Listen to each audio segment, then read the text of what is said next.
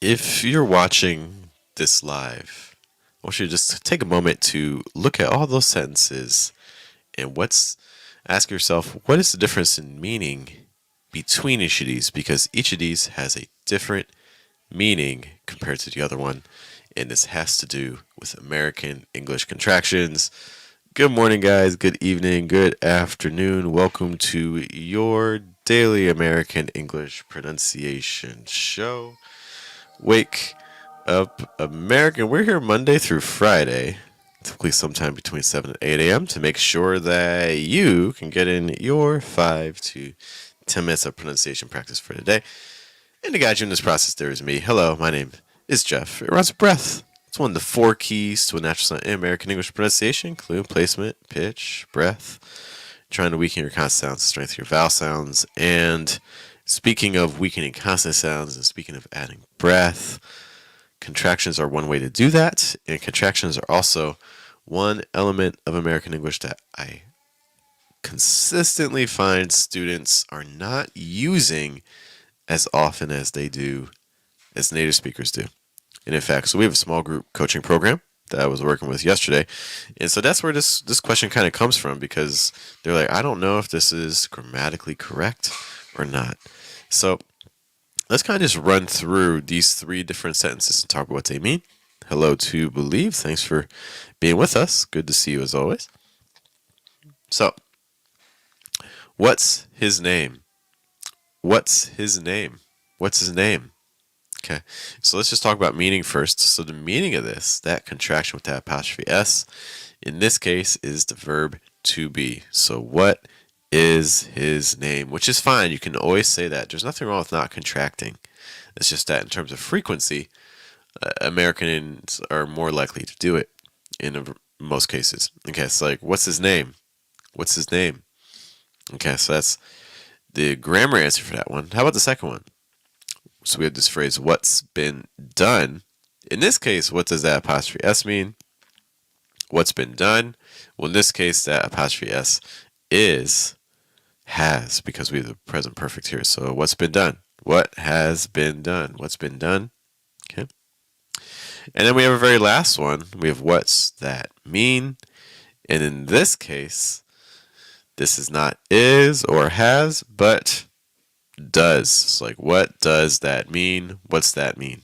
Okay, so this can be a little bit confusing, right? Because for all of these, you have just an apostrophe S, and all of them are sharing meaning, are sharing at least the same form, even though the sentences themselves are going to take on whole different purposes. Okay, so let's just practice kind of saying these contractions really quick, and we'll compare them to the uncontracted form. What's up to Emmanuel?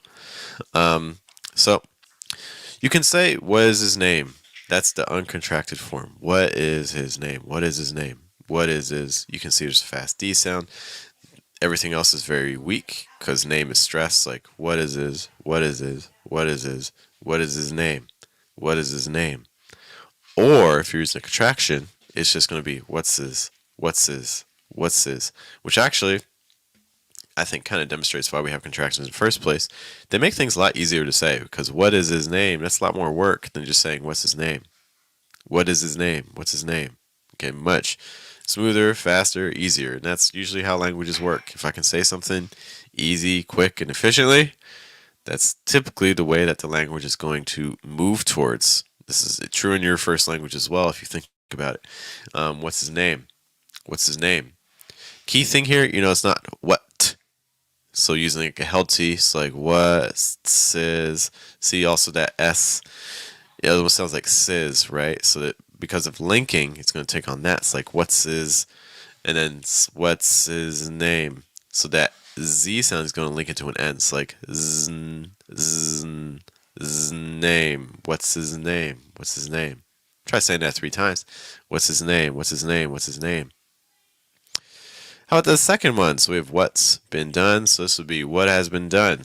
What has been done? I'll be honest, you're not going to very frequently going to hear that, especially if has is not your stressed word. So the more common way will be just with the contractions, like what's been done. What's been done? So the present perfect, especially that third person singular, is so frequently contracted. if you had to pick one of these to really start implementing even more to your speech, I would definitely recommend that present perfect form. What's been done? What has been done? So if you want to say it like that, what has been, notice again, held T, it's like what, it's not what has, it's what has. Keep the breath flowing the entire time, the breath doesn't stop. What has been, do you see what's happening with pitch too? We're moving down. What has been done is our stress don't go up. What has been done? What has been done? Okay. But if you want to make this sound even a little bit smoother, let's move back to our contractions. So it's like what's been done. So this becomes what I call like a 3-word group, where you have 3 words that kind of chunk together and work together. When that happens, a little bit of weight on the first word, heavier weight on the last word. The middle word really needs to dip. It's like what's been done, what's been done, what's been done, what's been done, what's been done. Okay. One other thing too, just a quick note for the word done. Just make sure you're using a schwa sound. It's not done, it's done, done. So just watch out for that. What's up to Milad and what's up to Rick? Good to see you guys. And we also have our final one here. So we have what's that mean? Or you can stress what's that mean? I guess for the sake of simplicity, let's just stress the last word for now. So we'll just stress mean. And this is, again, the contracted form of what does. It's like, what does that mean? What does that mean? What does that mean? So notice that if I'm contracting, if I'm saying what in does, it's going to sound something probably like, it's like, what does that mean? Or what does that mean? What does that mean? What does that mean? What does that mean? What does that mean? What does that mean? What does that mean? Or I can opt for the contraction, which is what's. What's that mean? What's that mean? What's that mean? Sometimes trying to get from that S to that TH can be a little bit tricky. Our TH sound doesn't have to be very strong. Okay? So it doesn't need to be like, what's that? Or please, my least favorite is don't do the what's that where your tongue's in between your teeth. It's my least favorite tongue position. We're really just going to transition the S to a TH. It's like, that, what's that? That's just, in this case, that's to my tongue high, close to my top front tooth. It's like, what's, it's on my alveolar ridge at that point. What's, and it's going to slide slightly down to my top front tooth. It's like, what's that? What's that? What's that? What's that mean? Or you can keep the tip of your tongue down against the bottom of your mouth. It's like, what's that? What's that? What's that? So again, that's the tip of my tongue down. I'll try to go up a little bit so you guys can see me better. It's like, what's that? What's that? What's that? Okay. What's that mean? All right. Let's run through all of these. We're going to do the uncontracted form and then the contracted form. Okay? So, what is his name? What's his name? Let's do that again. What is his name? What's his name? How's the next one? What has been done? What's been done? What has been done? What's been done? And the last one. What does that mean? What's that mean? What does that mean? What does that mean? What's that mean? What does that mean? What's that mean? Okay, so hopefully that gives you lots of little examples there. Continue practicing this and continue looking for all these contractions when you interact with native speakers and like movies and shows and things like that. And hey, maybe try to use some of these in your speech at a higher degree of frequency. I did just again want to give a quick shout out to our Mission English group, where this point originally came from last night. In case you don't know, our Mission English program is our small group coaching program. We meet all the time. Through September 3rd, it's a little tricky with with our kids' schedule for school. But generally, this is what the schedule looks like. We meet at 9:30 in the morning, New York. We meet at 1:30 p.m. New York, and we meet at 7:30 p.m. New York.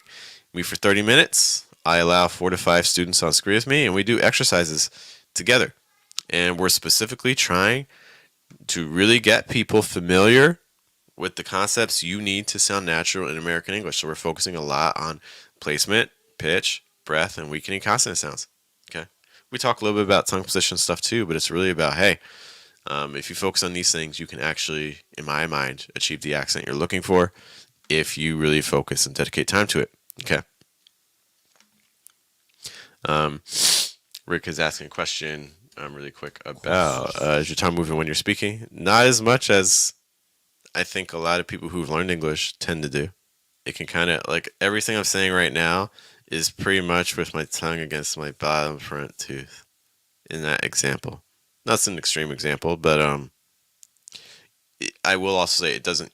My tongue almost never has to go up here, like the top half of my mouth. It almost never has to go up to, especially talking about the front of my tongue.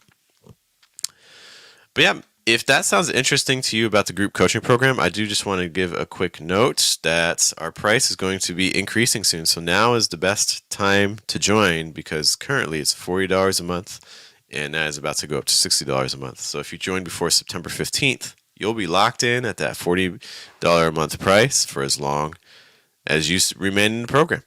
Okay, so if you want to use the same tools that native speakers are using when they speak, including placement, pitch, breath, and trying to weaken your consonants and strengthen your vowel sounds, this is your opportunity.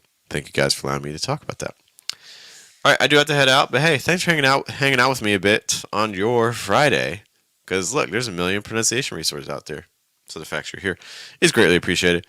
Once more, my name is Jeff. It rhymes with breath. That is one of the 4 keys to a natural sound in American English, including placement, pitch, breath, and weakening your consonant sounds. I will see you all later. I hope you have a good day. Have a good night. Have a good afternoon, you guys. Take care.